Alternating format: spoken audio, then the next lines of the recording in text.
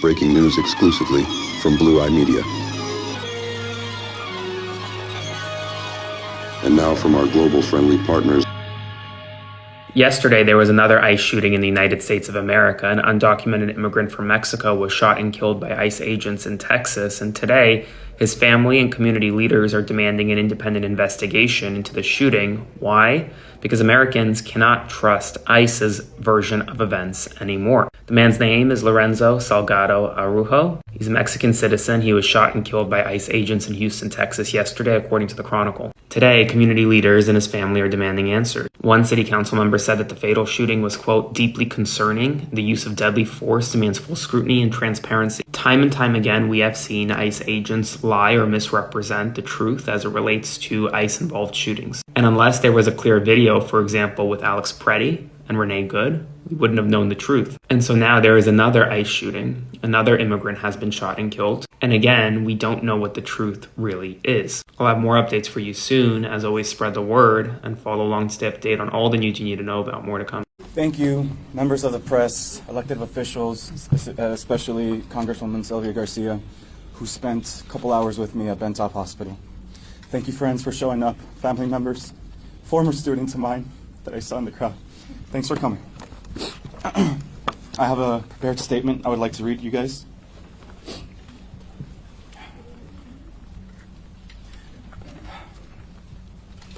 I am Ronaldo Salgado, the oldest son of Lorenzo Salgado Araujo. I want to tell you about my dad. He was a hard-working family man who never wanted his name to be known by anyone outside of his family. He wanted nothing else in life but to provide for his wife and see his sons become great people. He was also a man of routine. For the majority of the last 35 years of his life in the United States, he began the day the same way and always ended it by coming home, sitting on the porch, eating a hearty meal made by my mother, going to sleep, and doing it all over again the next day. Let me tell you about my father's last day alive, with as much detail as possible, because it's vividly replaying in my head over and over again. At 5 a.m., my mom and dad woke up before the rest of the world did. My dad brushed his teeth, he showered. My mom cooked him a huge meal for him to eat that day. At 5:50, my dad got dressed, grabbed his lunch and coffee, hugged and kissed my mom goodbye, slipped on his hat for the day, loaded his lunch, his work boots, his coffee in his work van. He patted our dog on his head goodbye and drove off to pick up his crew for work. At 6:45 a.m., he should have been picking up the last of his guys before heading to North Houston to finish up construction on some houses. 5 minutes later, unbeknownst to me, at 6:55, unbeknownst to all of us, my dad had been shot inside his van near the intersection of Wayside and Canal by ICE agents in unmarked cars. I want to tell you about my day. Around 7 a.m., I was notified by my mom that something bad had happened to my dad. We didn't know what. All we knew is that it was ICE related. At 7:05, 5 minutes after, I left the house, drove all the way up to his work site an hour away to find any evidence of his van. Had he been detained by ICE, he would have wanted the van to be delivered to the work site so that the other workers that were there could finish up the houses and the families could get paid. By 8 a.m., after not finding any evidence, I saw a Facebook post on the Southeast Houston Facebook page about ICE activity on the intersection of Wayside and Canal. It's a place where I've called home. The East End has been our home. I live not too far away from there, so I'm familiar with the area. I didn't think it was him, but I had to make sure. By 8:35 a.m., I arrived in the East End to find Canal Street blocked off. I saw my dad's van, but no sign of him. I frantically called family, friends, loved ones to see if they can find any information. I saw a video posted on Facebook that he had been shot. I recognized him immediately. Not from his appearance, but from his voice, crying for help as he lay on the street, bleeding out. I stayed on site for hours, talking to officers or anyone who can give me any answers. I encountered a representative from LULAC, Conchita Reyes, who got in contact with Congresswoman Sylvia Garcia to confirm that my dad, Lorenzo Salgado Araujo, had been taken to Bentop Hospital, but his condition was unknown. With all the hope in the world, I drove to Bentop Hospital, the hospital that I was born in, my brother Lorenzo Jr. was born in, and my youngest was born in. I went to Bentop Hospital and demanded answers, but no one could give them to me. I learned of my father's passing from a news report on social media, not the hospital, not law enforcement. Through a collective effort from local organizations and elected officials, we got answers. My father's death was confirmed. I had to call my mom right away to give her the terrible news of my dad's passing before she had to find out the same way I did. My father was a simple man, a family man, a man of routine. He dedicated his life in the United States to giving his family the American dream. He raised my brothers and I on the idea of education taking us so far in life. So through his hard work and inspiration, he saw me attend the University of Houston and graduate from there. Saw Lorenzo Jr. attend and graduate Tufts University in Boston. And my youngest, who is out of state, who goes to college out of state, who still relied on my father for financial assistance for his tuition. All of us are, all three brothers, all three of his sons, American citizens, his pride and joy, highly educated. After nearly 35 years of working to give us the American dream, he made the choice to begin the process of attaining his American dream through a work permit. We dotted every I, crossed every T, filled every document, attended every appointment. He was close to obtaining his legal status. My father was a private man, a man who dedicated his life to work. He worked the last 30 years of his life building homes in the Houston suburbs. Part of his dream was to build a house for himself and his family, just like the hundreds he had built for himself over his career. One that he could call home. One that he can call ours, our home. And he did. After he built his own house with his crew, composed of family members and other loved ones, he achieved it. After it was built and up until last weekend, you can find him every evening after work, resting on his porch, listening to music, petting his dog. That's how I want the world to know my father. Not as someone who got shot and killed, but as a family man, a man who understood that good things come to those who put in hard work. I am deeply heartbroken to see that the man who taught me the value of hard work, family values, and education will no longer spend an evening on that porch. I am calling for a full investigation into the events that transpired yesterday, July 7th. He did not deserve to die. He did not deserve to be reduced to a headline of Mexican man shot and killed by ICE. He deserved to live a quiet life as Lorenzo Salgado Araujo, a husband, a father, and a job creator for dozens of men who also wanted the American dream. That's right. I would be doing his memory a disservice if I didn't recognize the other three men who were with him, one of which was my uncle. All three men were rounded up. I have not heard from them, but I hope that they are able to provide their own statements to prove that my father feared for his life as unmarked cars followed my dad, who only wanted to get back to work and back to us.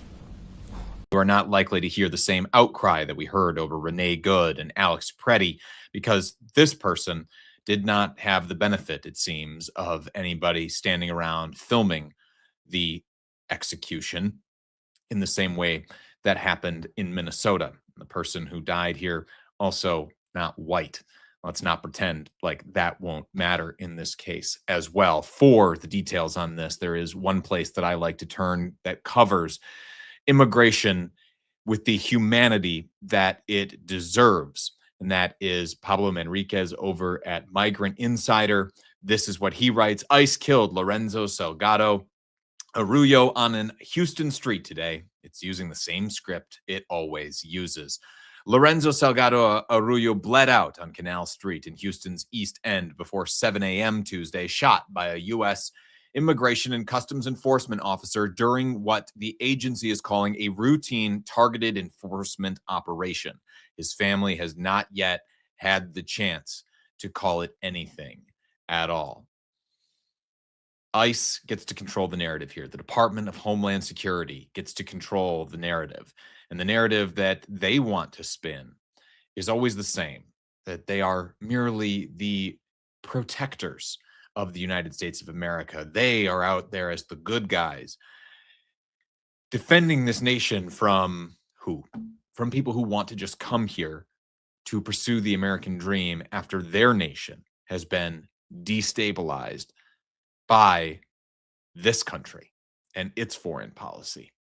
They come here to pursue that American dream and then are shot and killed on American city streets or held in inhumane conditions inside of the many concentration camps that we operate here in the United States of America. I want to show you what Homeland Security is already saying about this, because they wanted to be sure to control the narrative from the outset, and this will feel like deja vu if you are familiar with what happened in the cases of Renee Good and Alex Preddy in Minneapolis and the many, many other deaths and murders that have been committed by ICE across this country. On July 7th, 2026, Homeland Security writes on X, at approximately 6:50 a.m., ICE law enforcement attempted to conduct a vehicle stop as part of a targeted law enforcement operation to arrest an illegal alien. The driver of the vehicle, Lorenzo Salgado Arroyo, an illegal alien from Mexico. They want to be sure to get that in there, as if the fact that the person is here in the country without authorization then means that they can be killed, as if that is justification for murder. It is meant to make you feel, and to make the people who see this messaging feel, and the media who is going to regurgitate without a critical eye on it, feel that this death is somehow warranted because the person entered the country illegally. That is not the basis for murder. There is no justification for murder. This is plain and simple meant to be telling the audience, Trump's base, whomever, don't worry, this person was brown and therefore their life should mean less. Returning to what they were saying here, attempted to evade arrest. From information we are receiving, washing their hands of that, he rammed an ICE law enforcement vehicle, again, not cause for execution, refused to follow multiple verbal commands, again, not cause for murder, and weaponized his vehicle in an attempt to run over an ICE law enforcement officer, resulting in an officer firing his weapon in self-defense. Where have we heard that before? This sounds almost verbatim like the defense of the murder of Renee Good in Minneapolis. And here it is playing out in the exact same way. The driver was struck and emergency services were immediately contacted. The driver was struck. No, an ICE officer shot an unarmed man. They like to use passive voice when it suits them. The driver was transported to the hospital where he passed away from his injuries. Passed away. Oh, they try to make it sound gentler, like it was his time to go. No, it was not. Call it what it is. He was murdered. He died. He was killed. He was shot and killed by an ICE agent. He did not pass away gently in his sleep. This was violent. It was certainly painful. And now his family does not have him in their lives anymore. FBI Houston is leading an investigation into the potential assault on a federal law enforcement officer. This is a developing situation, and we will update the public with more information as available. I also skipped over the sentence that DHS Office of Inspector General is leading an investigation into the agent-involved shooting. So the Trump administration will investigate itself to find out if it was justified in shooting and killing this man, while at the same time, FBI Houston is going to lead an investigation into the dead man. Make no mistake that this is purposely to try and make this man sound more guilty or find more justification, however flimsy it may be, for the actions that the ICE agent took here. And these are points that are made quite well by Pablo Enriquez over at Migrant Insider.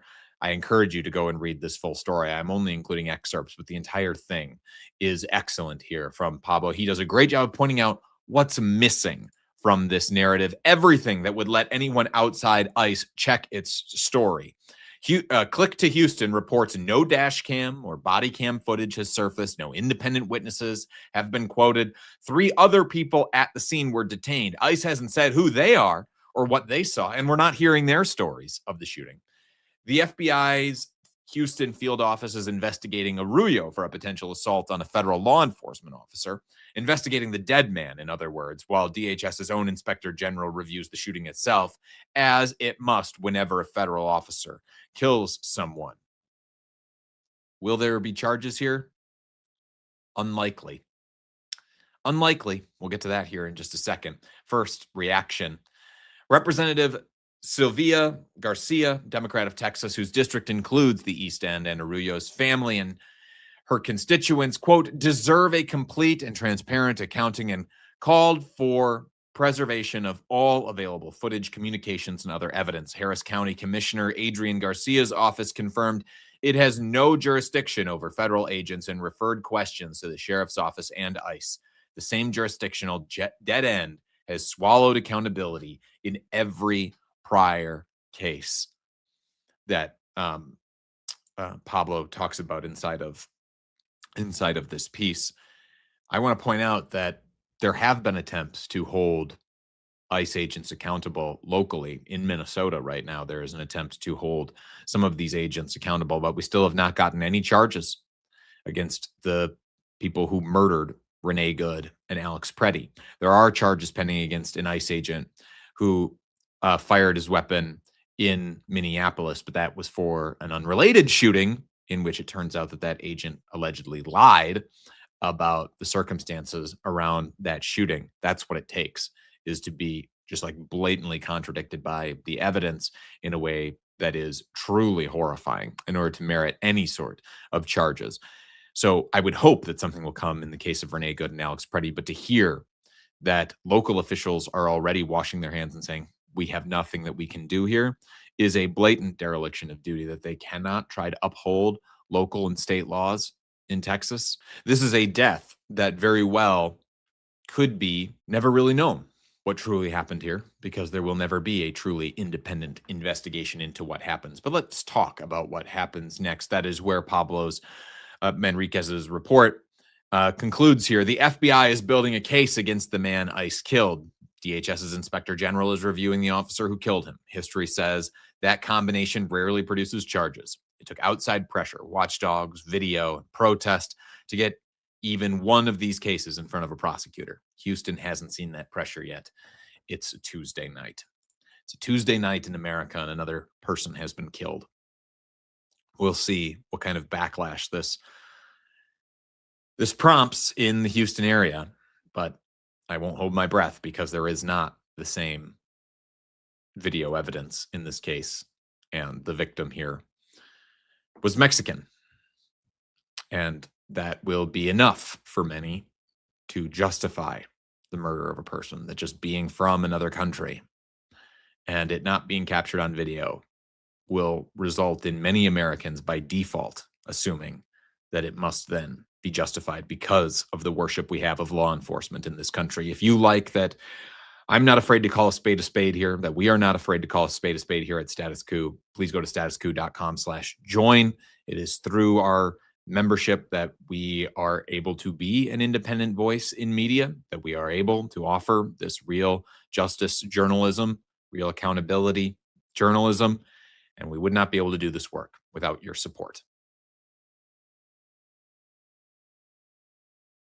Follow Blue Eye Media for exclusive insights and breaking news sources from global-friendly outlets that you'll never get from the mainstream cable TV and antenna radio or satellite outlets. Learn how to play the flute of the world and learn the real facts.